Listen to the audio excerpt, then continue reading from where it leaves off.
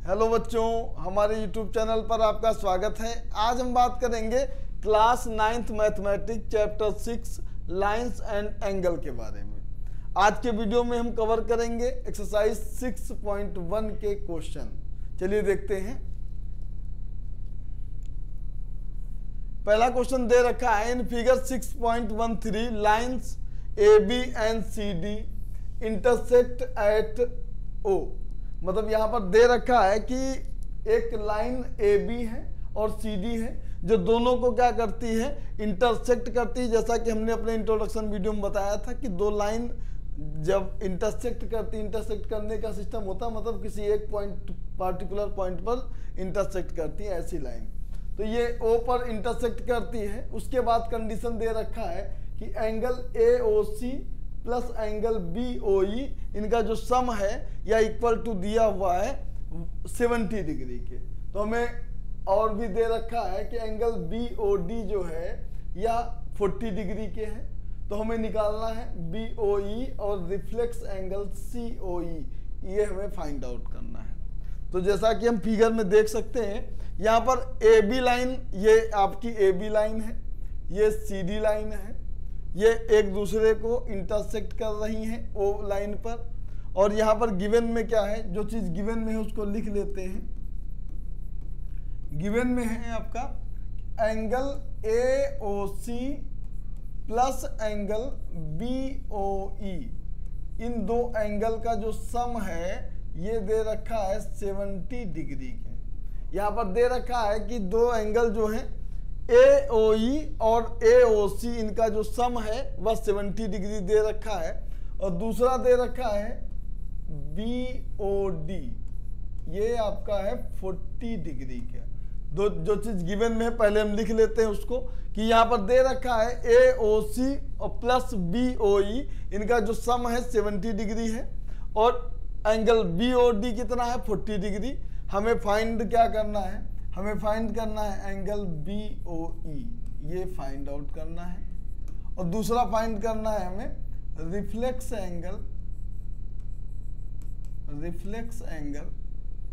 COE, ये दो angle हमें फाइंड आउट करने हैं। तो ध्यान से देखेंगे, BOE कौन सा एंगल है, ये वाला एंगल है। ये BOE हमें सबसे पहले फाइंड आउट करना है।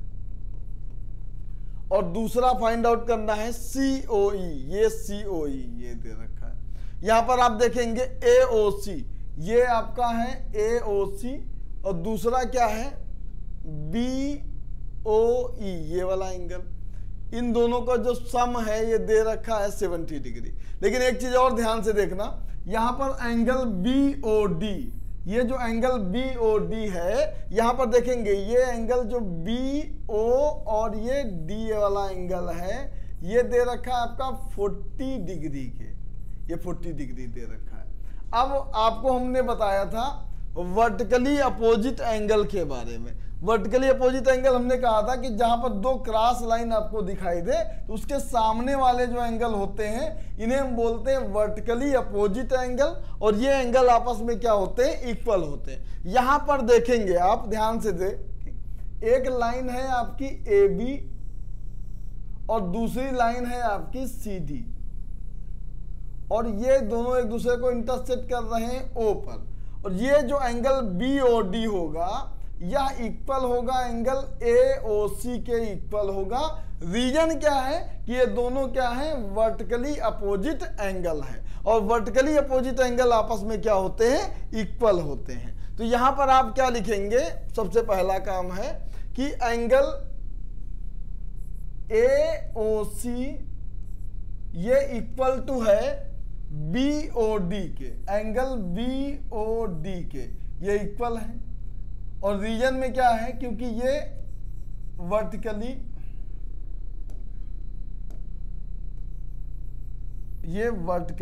अपोजिट एंगल है।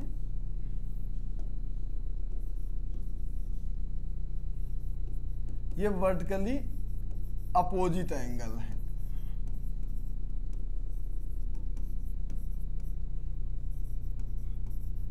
और वर्टिकली अपोजिट एंगल क्या होते हैं, आपस में इक्वल होते हैं।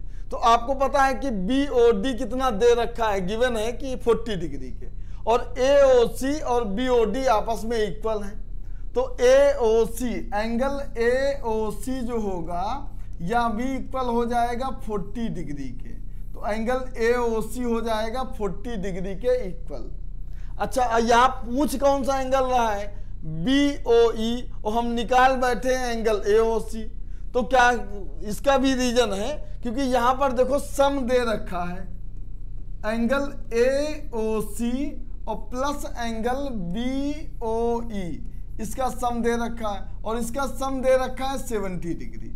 तो हम एंगल BOE को निकालने के लिए हम पहले क्या निकाल लिए, AOC, क्योंकि AOC की जब हमें वैल्यू पता चल जाएगी, ये वैल्यू हम यहाँ रख देंगे, और रखने के बाद आप निकाल लेंगे एंगल BOE की वैल्यू। तो अब देखो हमने AOC की वैल्यू 40 निकाल ली है। अब यहाँ पर हम AOC की जगह लिख देंगे 40 डिग्री, और ये हो जाएगा BOE, और इक्वल टू हो जाएगा आपका 70 डिग्री।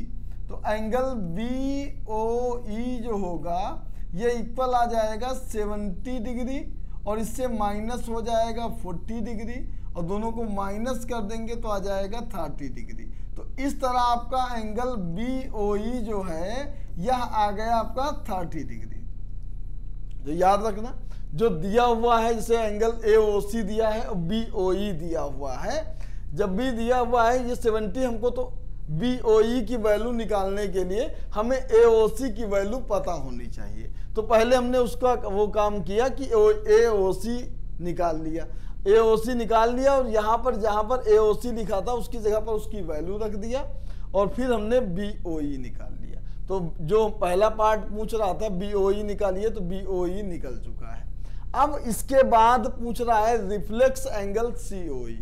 तो रिफ्लेक्स एंगल COE निकालने के लिए सबसे पहले आपको एंगल COE पता होना चाहिए। जब आप COE एंगल निकाल लेंगे तो उसका रिफ्लेक्स एंगल जो होता है 360 से आप माइनस कर देंगे एंगल COE को, तो 360 डिग्री से COE एंगल माइनस करने पर जो एंगल आएगा वह एंगल COE का क्या होगा, रिफ्लेक्स एंगल होगा। तो अब हमें निकालना है एंगल COE, ये निकालना है COE निकालना है। अब हम क्या लिखेंगे, अब हम कौन सी कंडीशन लगाएं कि यहां पर हमें निकल के आ जाए COE की वैल्यू। तो आपको पता है कि AOB क्या है, एक स्ट्रेट लाइन है, और स्ट्रेट लाइन पर जितने भी एंगल बने होते हैं या लीनियर पेयर होते हैं, सभी का जो सम होता है वह 180 डिग्री के होता है। तो यहाँ पर आपको इसके बाद क्या लिखना है, since AOB is a straight line, AOB क्या है, एक स्ट्रेट लाइन है, और अगर स्ट्रेट लाइन है तो यहाँ पर क्या हो जाएगा, एंगल AOC, एंगल AOC, इसके बाद एंगल आएगा COE, एंगल COE, और प्लस एंगल, इस तीसरा एंगल कौन सा है, BOE, प्लस एंगल BOE, इनका जो सम होगा यह इक्वल आ जाएगा 180 के, क्योंकि स्ट्रेट लाइन पे बताया था हमने कि जो सम ऑफ लीनियर पेयर एंगल होते हैं वह होता है 180 के इक्वल। या हम कह सकते हैं कोई भी एक स्ट्रेट लाइन के ऊपर जितने भी एंगल बने होते हैं उन सभी एंगल का जो सम होता है वह 180 डिग्री के इक्वल होता है। तो यहाँ पर 3 एंगल बन रहे थे, एक AOC, दूसरा है आपका COE, तीसरा एंगल है आपका BOE, इन सभी का सम हो जाएगा 180 डिग्री के। अब AOC की वैल्यू पता है आपको कितना है, 40 डिग्री, BOE की वैल्यू हमने निकाला है 30 डिग्री, रख देते हैं। तो यहाँ पर हम क्या लिखेंगे, AOC की जगह लिख देंगे 40 डिग्री, प्लस आपका COE नहीं पता है, और थोड़ा नीचे लिख देते हैं, ये 40 डिग्री हो जाएगा, प्लस एंगल COE ये आपको पता नहीं है, और BOE की वैल्यू हमने 30 डिग्री निकाल रखी है, तो इसकी जगह पर हम लिख देंगे 30 डिग्री, और इक्वल टू हो जाएगा 180। अब ये 30 और 40 हो जाएगा आपका 70 डिग्री, और ये इक्वल टू हो जाएगा 180 के। तो यहाँ से COE जो होगा यह इक्वल आ जाएगा 180, और ये +70 साइड में आके माइनस हो जाएगा। तो यहाँ से ये एंगल COE निकल के आ जाएगा 110 डिग्री। जब एंगल COE निकल आया है, हमने बताया था जब इसका रिफ्लेक्स एंगल निकालना होगा तब क्या करेंगे, 360 से COE एंगल को आप माइनस कर देंगे। तो यहां पर लिखेंगे क्या, रिफ्लेक्स एंगल COE ये इक्वल टू हो जाएगा 360 और इससे माइनस हो जाएगा 110, और दोनों को माइनस कर देंगे तो आ जाएगा 250 डिग्री। तो इस तरह आपका एंगल रिफ्लेक्स एंगल COE निकल के आ गया 250 डिग्री। तो याद रखना ये लाइन्स एंड एंगल चैप्टर है, इसके सारे कॉन्सेप्ट हमने अपने इंट्रोडक्शन वीडियो में बताया है, पहले उसको आप अच्छे से पढ़ लो।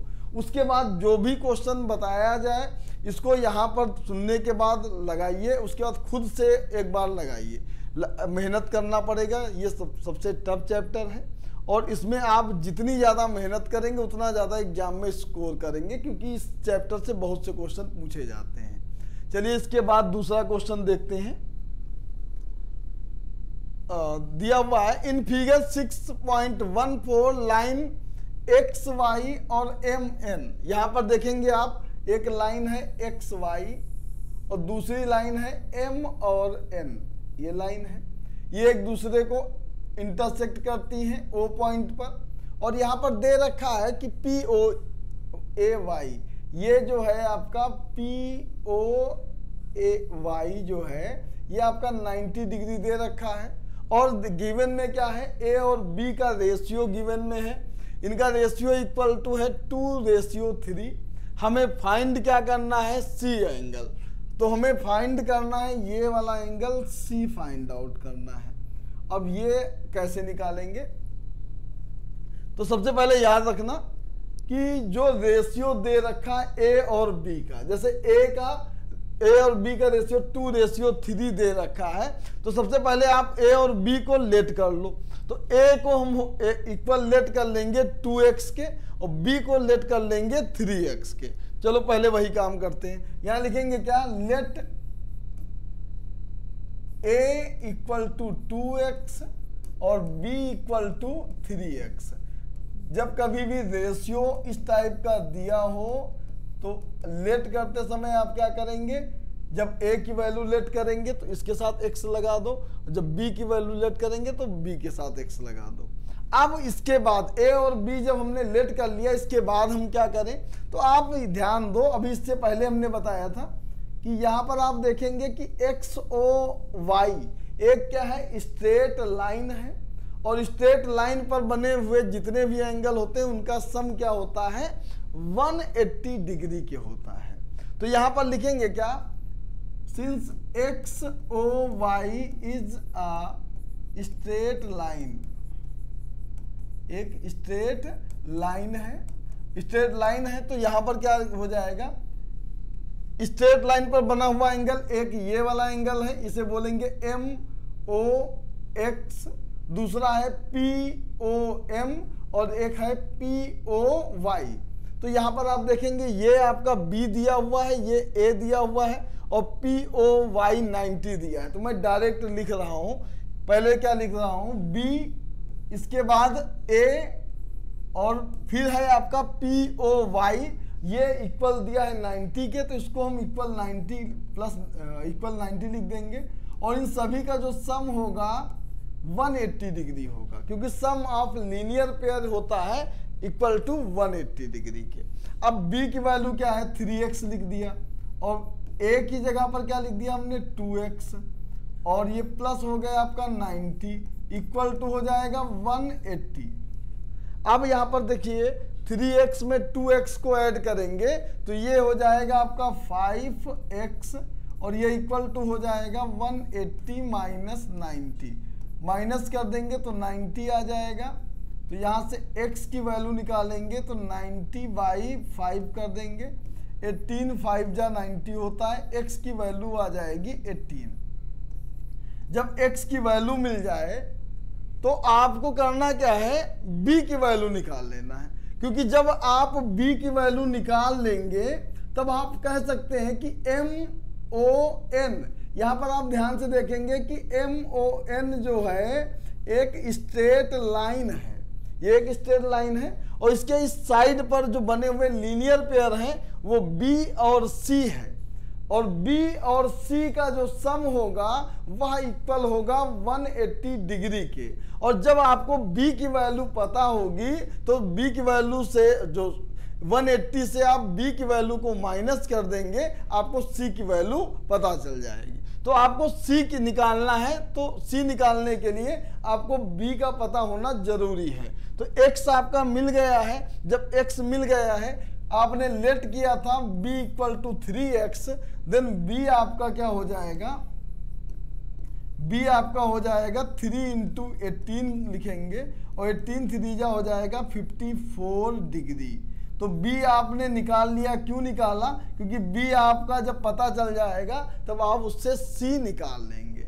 तो c निकालने के लिए इस बार हम क्या यूज करेंगे, स्ट्रेट लाइन लेंगे MON, यहां लिखेंगे क्या,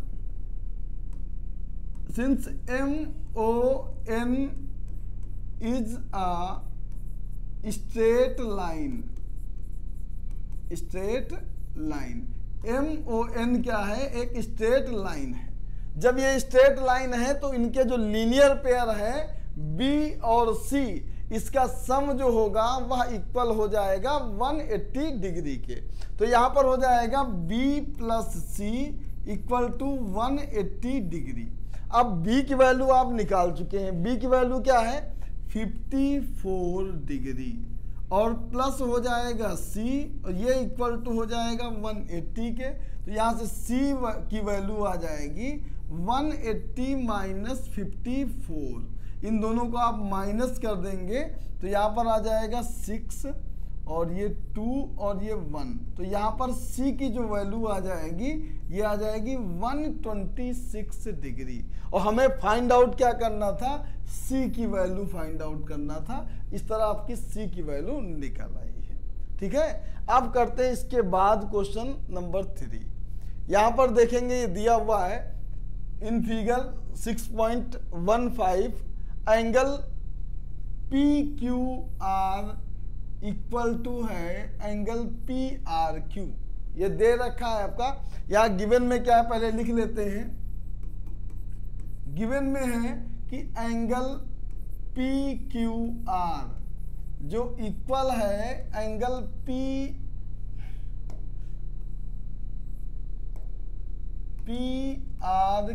के इक्वल है, और उसके बाद कहा है then prove that angle PQS equal to angle PRT के। तो यहां लिखेंगे क्या, टू प्रूव, क्या प्रूव करना है, एंगल PQS ये इक्वल टू है एंगल PRT के, ये इक्वल है, ये हमें प्रूव करना है। सिंपल सा क्वेश्चन है, एग्जाम में बहुत पूछा जाता है, थोड़ा ध्यान दीजिएगा। तो यहां पर हम प्रूव करते हैं, लिख देते हैं प्रूव। अब प्रूव करते समय मैंने कहा था ना आपको बस ध्यान देना है लीनियर पेयर का। लीनियर पेयर का कहां पर देखते हैं, एक कोई स्ट्रेट लाइन होती है और स्ट्रेट लाइन पर जो लीनियर पेयर होता है उस लीनियर पेयर का सम 180 डिग्री होता है। तो यहां पर अगर आप देखेंगे तो एक लाइन जो है S और ये लाइन Q और R, पहला तो एक चीज ध्यान देना, ये वाला एंगल इसके इक्वल है, ये गिवन है, पहले दे रखा है कि जो PQR है ये PRQ के क्या है, इक्वल है। इसको थोड़ा इधर ले आते हैं,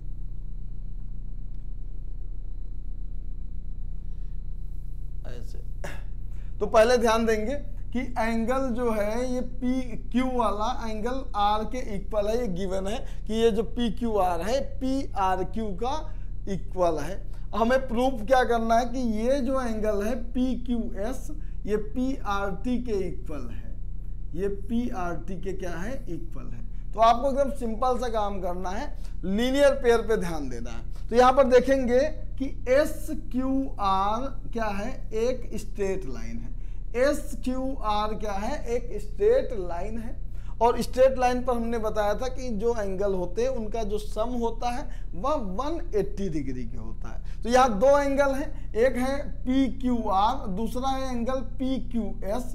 इन दो एंगल का जो सम होगा वह इक्वल होगा 180 डिग्री के। चलिए इसको थोड़ा इधर कर देते हैं। तो यहां पर लिखेंगे क्या, since S Q R is a straight line, एक स्ट्रेट लाइन है। इसके बाद आप ये भी लिख सकते हैं कि sum of the pair of linear pair angle equal to 180 के होता है।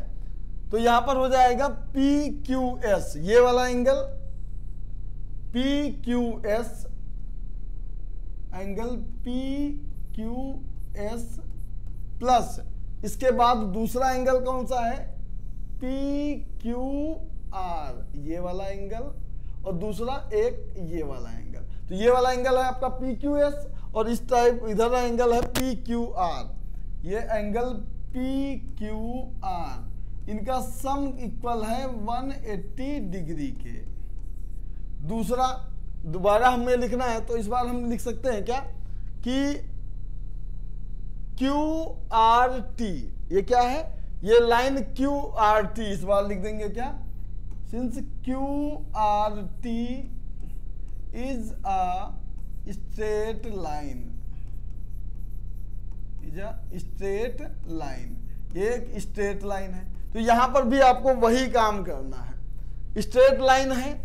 तो यहां पर जो एंगल है पी आर क्यू, एक एंगल है आपका पी आर क्यू, दूसरा एंगल है पी आर टी। ये दो एंगल, इन दोनों एंगल का जो सम होगा वह इक्वल होगा 180 डिग्री के। तो आपको लिखना क्या है, P R Q, angle P R Q plus angle P R T plus angle P R T, इनका जो सम होगा ये इक्वल होगा 180 डिग्री के। ये इक्वेशन नंबर 2 हो जाएगा। अब यहां पर कंडीशन में चाहे लिखना चाहो तो लिख सकते हो, since sum of linear pair of angle is 180 degree, 180 degree, क्योंकि दो लीनियर पेयर का जो सम होता है वो किसके इक्वल होता है, 180 डिग्री। जब दो इक्वेशन मिल गई हैं आपको, अब ध्यान से देखेंगे कि इस इक्वेशन में, इस जो भी इक्वेशन होती है इसमें दो साइड होती है, एक होती है लेफ्ट हैंड साइड, दूसरी होती है राइट हैंड साइड। तो दोनों में आपको एक लेफ्ट हैंड साइड, दूसरा राइट हैंड साइड। तो इस पहली इक्वेशन में अगर आप देखेंगे तो इसका राइट हैंड साइड 180 है, और दूसरी इक्वेशन का देखेंगे इसका राइट हैंड साइड इसका भी 180 है। मतलब दोनों के राइट हैंड साइड इक्वल हैं। अगर इनके राइट हैंड साइड इक्वल हैं तो इनके लेफ्ट हैंड साइड भी आपस में इक्वल होते हैं। एक चीज याद रखना, अगर दो इक्वेशन दे रखी हैं, इधर x इक्वल टू 2 दिया है और इधर y दिया है, y इक्वल टू भी 2 दिया है, ये दोनों आपके इक्वल हैं, तो ये दोनों भी आपस में क्या हो जाएंगे, इक्वल हो जाएंगे। अगर x की वैल्यू 2 है और y की वैल्यू 2 है तो x और y क्या हो जाएंगे, इक्वल हो जाएंगे। तो ऐसे ही आपको यही यूज करना है। यहाँ क्या लिखना है, from equation 1 and equation 2, equation 1 और इक्वेशन 2 से क्या हो जाएगा, बस अंडरस्टूड हो जाएगा कि इसका राइट हैंड साइड के इक्वल है, तो इसलिए हम लेफ्ट हैंड साइड को लेफ्ट हैंड साइड के इक्वल कर देंगे। तो इसका लेफ्ट हैंड साइड क्या लिखा है, P Q S plus P Q are, और ये इक्वल हो जाएगा इसका left hand side P R Q plus angle P R T के। ये आ गए। जब इन दो इक्वेशन से एक इक्वेशन मिल जाएगी तो उसके बाद आप यूज करेंगे जो आपका गिवन में है। उसका भी तो हमें यूज करना है। तो यहाँ गिवन में क्या है कि एंगल पी क्यू आर, मतलब जो एंगल पी क्यू आर है वह इक्वल है एंगल पी आर क्यू के। तो जहां पर पी क्यू आर है वहां पर हम लिख सकते हैं एंगल पी आर क्यू। तो आपको बस इसके बाद यही लिखना है, जहां पर पी क्यू आर लिखा है उसकी जगह पर हम लिख देंगे पी आर क्यू। क्यों लिखेंगे? क्योंकि ये चीज गिवन है, ये चीज पहले से ही बता रखी है कि ये दोनों एंगल आपस में इक्वल हैं। तो यहां पर लिखेंगे क्या, angle P Q S plus P Q R की जगह लिख देंगे angle P R Q equal to angle P R Q plus angle P R T के हो जाएगा। ये मिल गया। अब आप देखेंगे पी आर क्यू इस साइड में भी है, पी आर क्यू इस साइड में भी है। जब ये पी आर क्यू उस साइड में जाएगा तो हो जाएगा माइनस, और पी आर क्यू से पी आर क्यू माइनस हो जाएगा तो ये कट जाएगा। तो इसको आप इक्वल में भी अगर ऐसे लिखा हुआ है और दोनों के साइन एक जैसे हैं, मतलब प्लस और प्लस हैं, तो आप इनको कट कर सकते हैं, क्योंकि प्लस है तो उस साइड में जाके माइनस हो जाएगा और प्लस माइनस आपस में कट जाते हैं। जब ये दोनों कट जाएंगे तो इसके बाद हमें मिल जाएगा P Q S equal to P R T के।